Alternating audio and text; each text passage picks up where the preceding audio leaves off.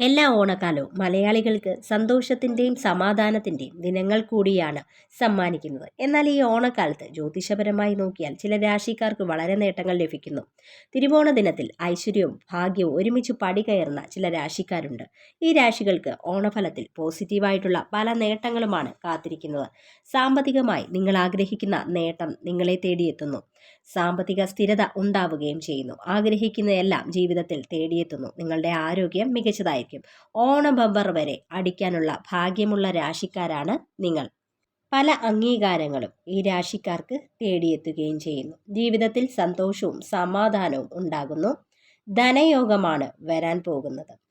സാമ്പത്തിക കാര്യങ്ങൾക്ക് ആരെയും ആശ്രയിക്കേണ്ടി വരില്ല. ശുഭാപ്തി വിശ്വാസവും ഊർജ്ജസ്വലതയും ഉണ്ടാകുന്നു. പല സന്തോഷകരമായ അനുഭവങ്ങളും നിങ്ങളെ തേടിയെത്തുന്നു.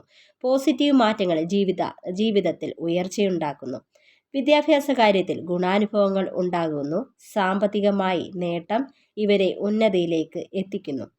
അതുപോലെ തന്നെ ആത്മാർത്ഥമായി എല്ലാ കാര്യങ്ങളും ചെയ്തു തീർക്കുന്നതിന് സാധിക്കുന്നു. ഈ ഓണക്കാലത്ത് സന്തോഷകരമായ അനുഭവങ്ങളും അംഗീകാരങ്ങളും ഉണ്ടാവുകയും വ്യക്തിജീവിത ഉയർച്ചയിലേക്ക് എത്തുകയും ചെയ്യുന്നു. ആ ഭാഗ്യരാശിക്കാർ ഇവരാണ്: ധനുരാശി, മീനം രാശി, ചിങ്ങം രാശി, മേടം രാശി, ഇടവം രാശി.